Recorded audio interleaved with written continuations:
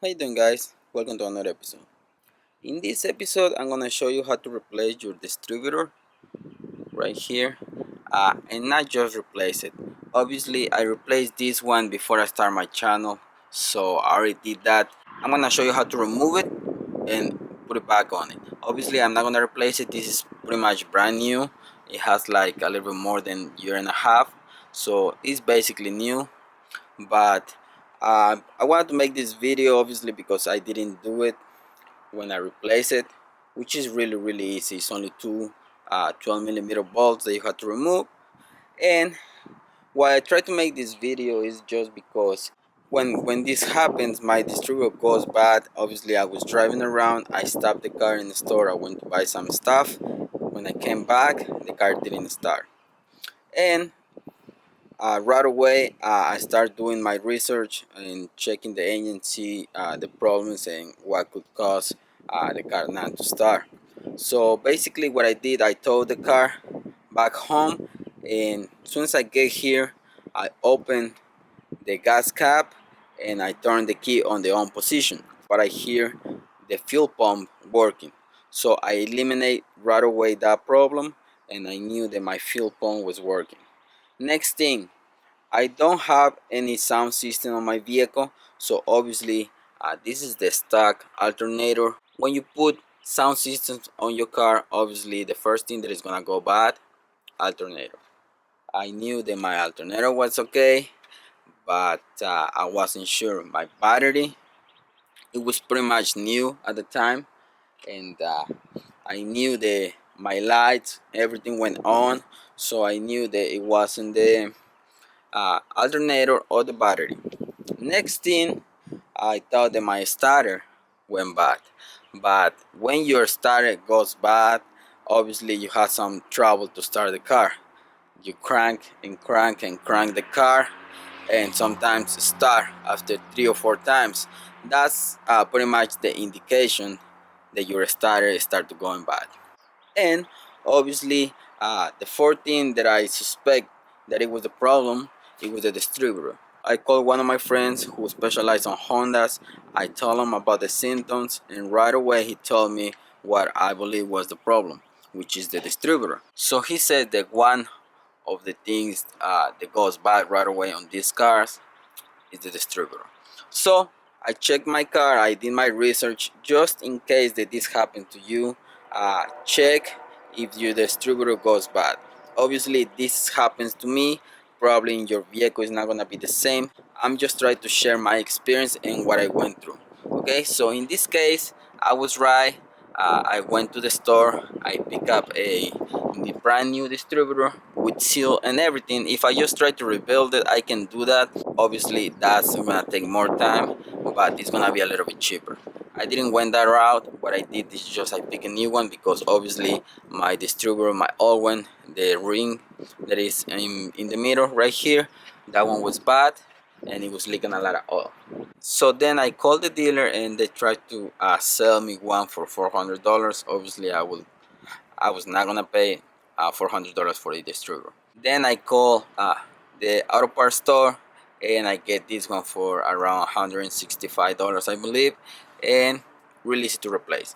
But obviously I'm not just trying to change it or show you how to replace the distributor. I try to tell you what I went through, so in case that you go through, probably you're gonna find the solution the way that I did. So now just get a ratchet extension, 12mm socket, and I'm gonna show you now how to replace it. First thing that you gotta do, remove your cables.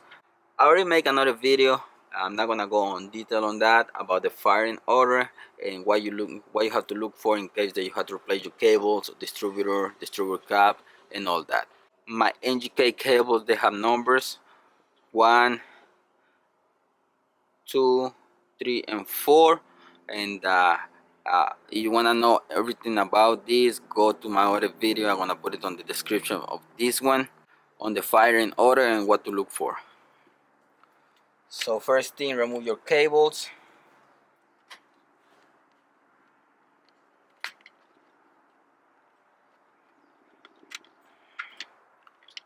Just set them aside.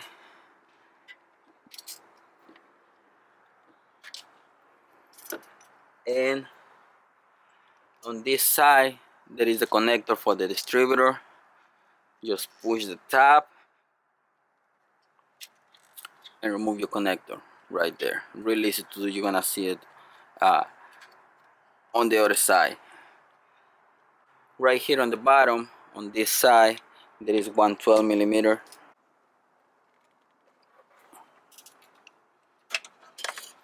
There is one on the other side.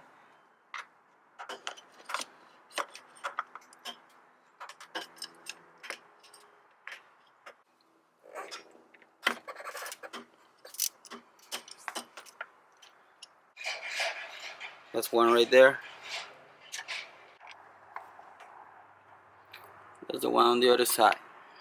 Before you remove your distributor, put a towel on the bottom because it's gonna drip some oil. Then just wiggle it around a little bit and your distributor is out. Okay, so now that you have your distributor out, make sure that you rotor, this little rotor that stick out, this one that goes inside the engine, leave it that way. Do not move it because you're gonna set the new distributor the same way. And if you can tell, it has a little notch in this side and it's facing up right now. So on the new distributor, you're gonna grab it, you're gonna put your little rotor same way, and that's the same way that you're gonna put it inside the engine. So if you have it that way, right there, you can tell right there inside. I mean, you can see it, but those two little notches, they have to go inside, and it has to be the same way. Okay, so now get your new distributor and put it back in. Remove your towels with oil.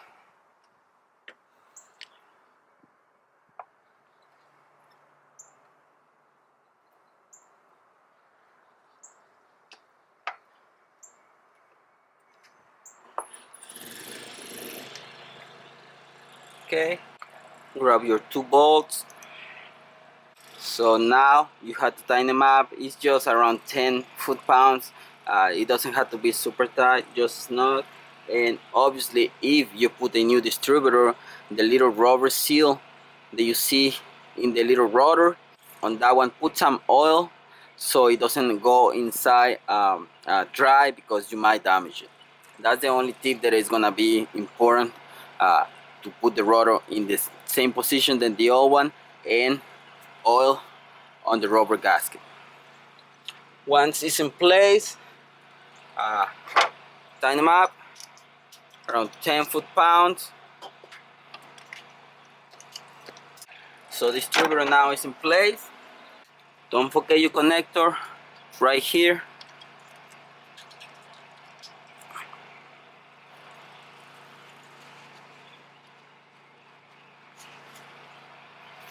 So obviously, if you did this right, you're gonna have no more leaks underneath. And cables, same way that you remove them.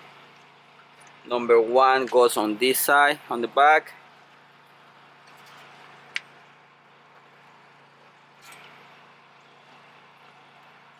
Number two goes on the bottom. Number three on top. Number four on the bottom. So the firing order is gonna be 1, 3, 4, 2. That's the rotation of your distributor. So 1, the next one is gonna be 3, 4, and 2. That's gonna be the firing order for this engine. So pretty much that's it for this video, guys. I'm just gonna start it, make sure that everything works fine on this installation.